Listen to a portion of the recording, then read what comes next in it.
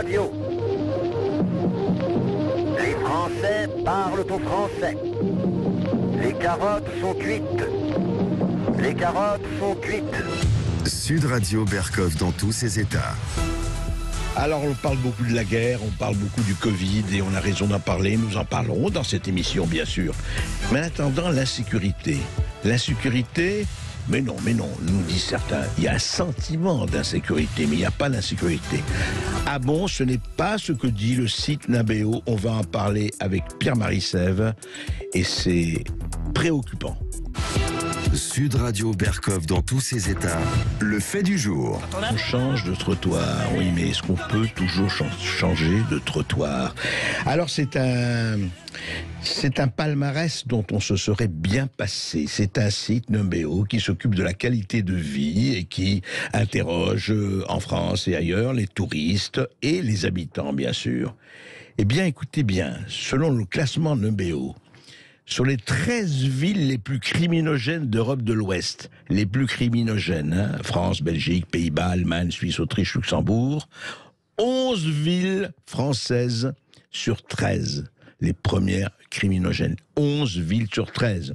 Et si on prend toute l'Europe, la France vient en deuxième position par rapport à sur la criminalité.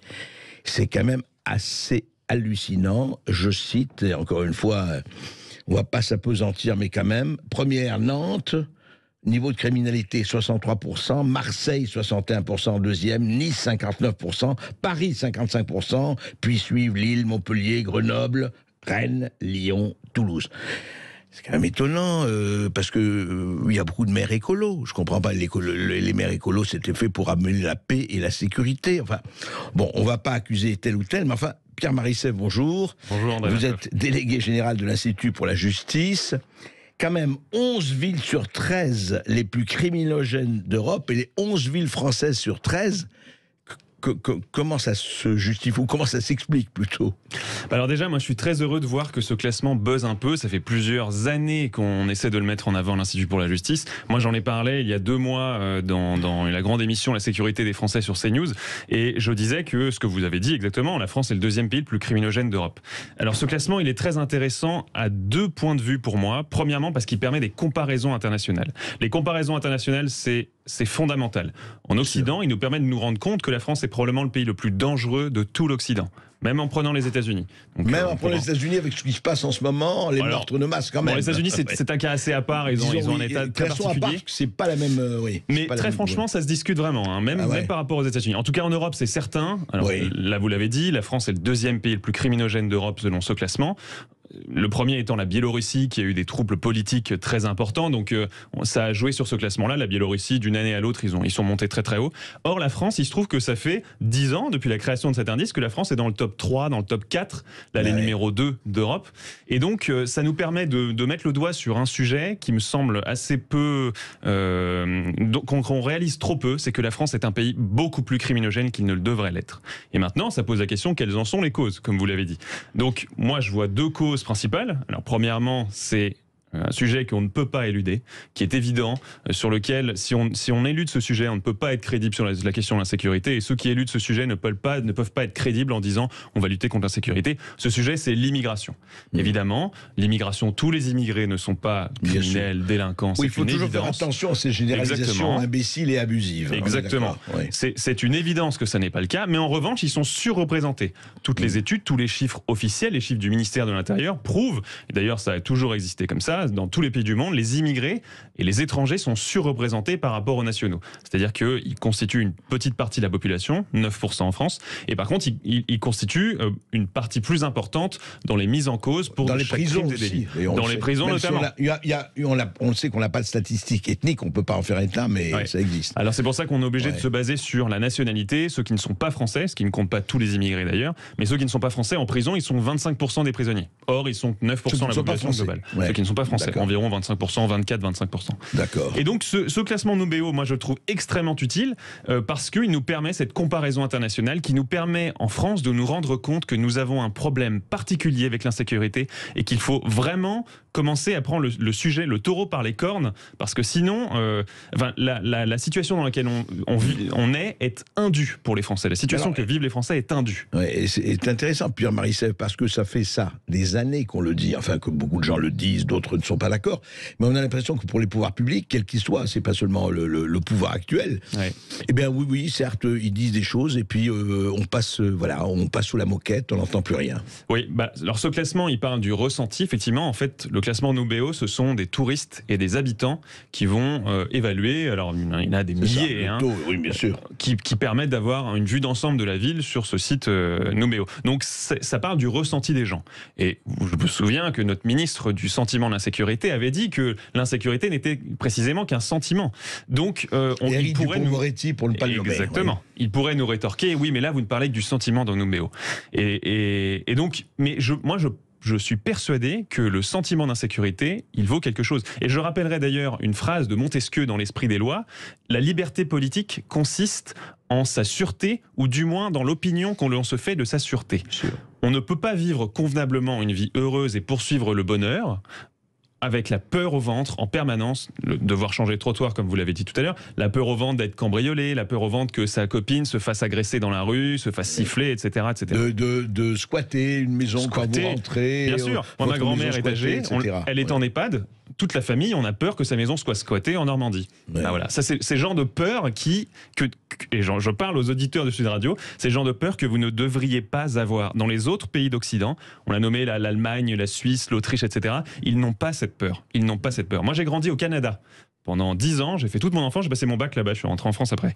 J'ai découvert, en arrivant donc à 17 ans en France, j'ai découvert un sentiment que je n'avais jamais connu au Canada. Jamais je n'avais eu peur d'être suivi dans la rue au Canada. Jamais. Et vous l'avez ressenti ici? Je l'ai ressenti, mais dès le premier instant. Dès le premier instant. Alors, Pierre Marissev, vous parliez de la première, effectivement, raison, vous dites pour vous la première raison, l'immigration, et la seconde. Alors, il n'y a pas que l'immigration. Alors effectivement, il y a un autre sujet sur lequel on a un petit peu de marge de manœuvre, c'est la justice. La justice, lorsqu'elle ne punit pas ses délinquants, elle encourage l'impunité, et l'impunité encourage la commission de crimes et de délits. Voilà, et ce sujet-là, on pourra en parler des heures. Il y a tout un tas de raisons pour lesquelles la justice ne punit pas. Il y a l'idéologie des magistrats, premièrement. Depuis mai 68, on a le syndicat de la magistrature qui nous dit que envoyer les gens en prison, c'est mauvais, il ne faut pas le faire, il faut les réinsérer, il faut leur donner une seconde chance, et puis une troisième, et puis une quatrième, et puis une 25e. Donc c'est la première chose, l'idéologie des magistrats. Et puis deuxièmement, on a, là, c'est des contingences matérielles, tout bêtement, mais le nombre de places de prison, je le répète, chaque fois que j'ai l'occasion, et je vous remercie d'ailleurs de me donner l'occasion, chaque fois que j'ai l'occasion, je le répète, la France manque de places de prison de manière catastrophique et depuis des décennies. Donc, alors, la sanction, très bien, Pierre Marissev, vous voyez, la sanction, qu'elle soit effectivement du côté de la justice, du côté, et la prison. Ouais. On a l'impression qu'on parle, et c'est très bien d'en parler, et je suis content d'en parler avec vous, mais on a l'impression qu'on parle et puis que rien ne se passe. Rien ne se passe. Encore une fois, Marseille, regardez ce qui s'est passé à Marseille, ce qui s'est passé avec les Nigérians, les gens qui sont... Alors, et puis les gens, on en parle beaucoup, vous savez, qui veulent quitter leur quartier, mais leur maison ne se vend plus, c'est-à-dire qu'ils ne peuvent même pas vendre leur maison puisque ça ne vaut plus rien à cause de la sécurité, à cause de tout cela, le trafic de drogue et tout ça, toutes ces raisons, on les connaît. En fait, vous parlez de la justice, mais est-ce qu'il n'y a pas aussi, une volonté politique qui n'existe pas? Complètement. De part et d'autre, droite et gauche confondues, soyons clairs. Si la justice est dans un tel état, j'ai parlé du manque de places de prison, j'ai parlé de l'idéologie des magistrats, mais tout ça, ça repose in fine sur les politiques. Si on n'a pas de plus de places de prison, c'est parce qu'Emmanuel Macron avait promis 15 000 places en 5 ans en 2017. Il en a construit même pas 3 000. On est à 2500.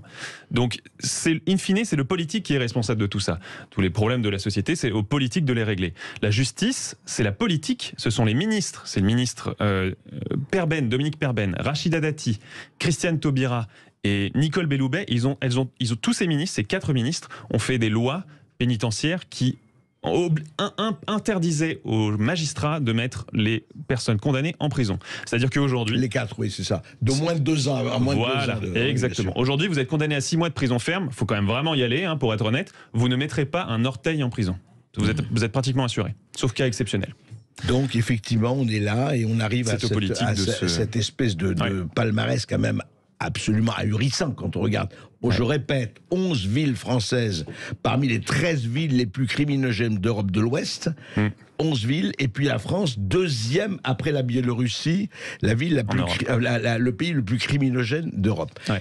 Et pour être honnête, je pense qu'il faut bien rendre compte, je pense qu'en Occident, alors peut-être il y a le cas à part des États-Unis, mais qui est vraiment un cas à part dont on pourrait discuter, mais je pense qu'en Occident, la France est le pays le plus dangereux, le plus criminogène. Évidemment, on n'est pas au niveau de la Colombie ou de l'Afrique du Sud, ça c'est certain, du Venezuela. Exagérer quand même, mais on va pas exagérer. Il y a un vrai problème. Oui.